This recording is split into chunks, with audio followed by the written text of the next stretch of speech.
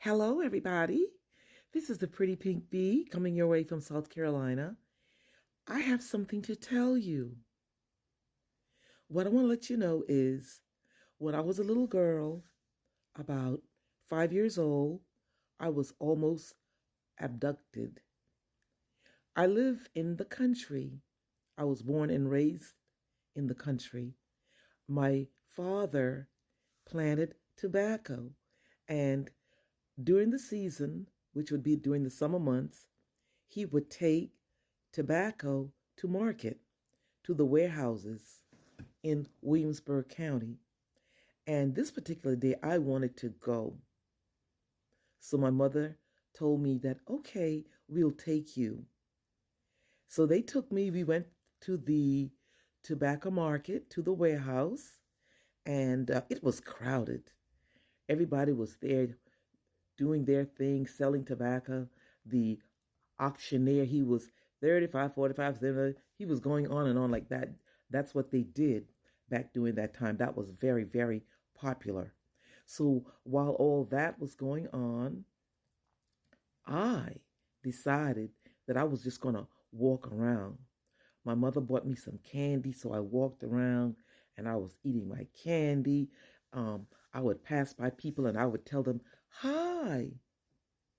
And everybody would just be so nice and friendly. And during that time, people didn't worry too much about children walking around by themselves.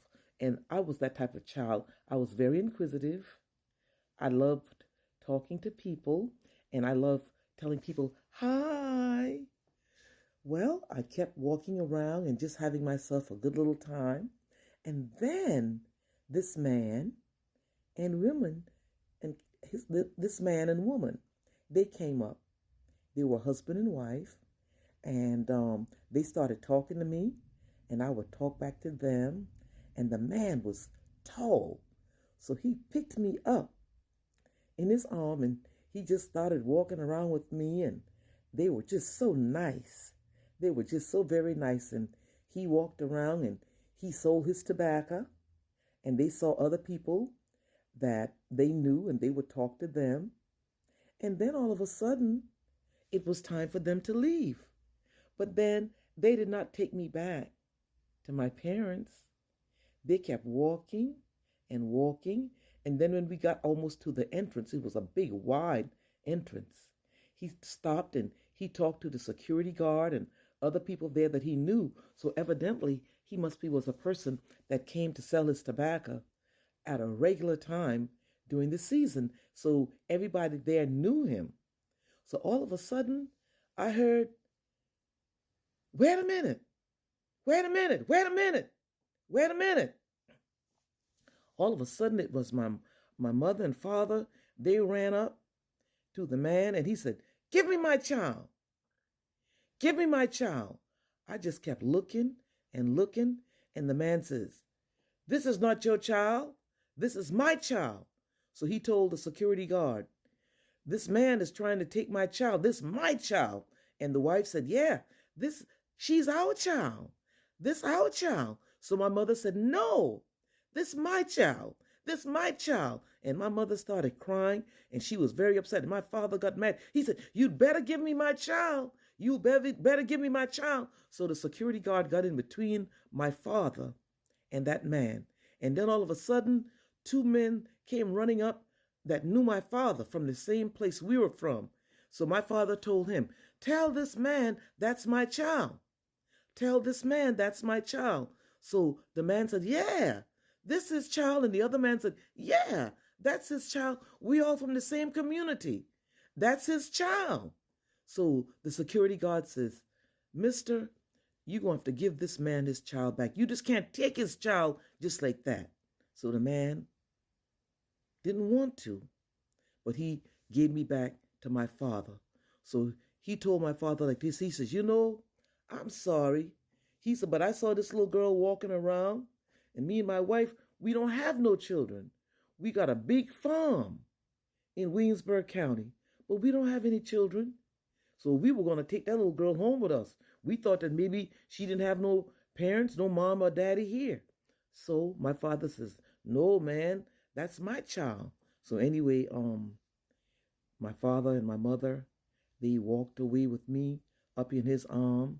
And being a little girl, I didn't really understand a whole lot that was going on. But anyway, my mother and father, as the years went by, they would always bring that story up, and they would tell me, you need to stop doing that. When you go places, stop being so friendly because people will steal you. So stop being so friendly. So I keep remembering that over the years. And then as the years went by and we kept hearing so much about children being abducted, I says to myself, you know what? That almost happened to me. So I would always tell my children, my grandchildren, my great grandchildren to be careful and do not be talking to strangers because someone will steal you. You can get abducted. Don't think that you can. It was happening for years. We were just fortunate that day that they caught this man before he walked out of the door. Sometimes I think about it and I say to myself, you know what? They would have taken me there, and by me being so young, they would have raised me. I would have never gotten the opportunity to see my parents or my other sisters and brothers ever again, and that would have been very, very sad, and that would have been something very, very hard for my parents to live with. And then as I got older, I would have started forgetting. I would have started forgetting who I was, where I came from, and that would have been very, very sad. So that's what I wanted to tell you. And I hope that you got a good understanding. I hope that you enjoyed it. And it's a real story. So you can explain that to your children and your grandchildren. And until the next time that I have something to tell you, I will see you then. Bye-bye now.